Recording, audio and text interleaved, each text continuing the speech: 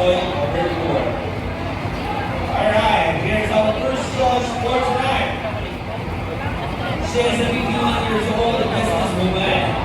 She is an industrial engineering graduate from the Kumon Institute of Technology. A dance school, ballroom, and Zumba enthusiast.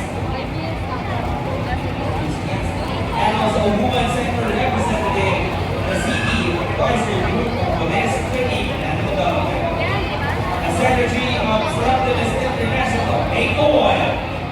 Ang president order po din. Barangay Maluchon.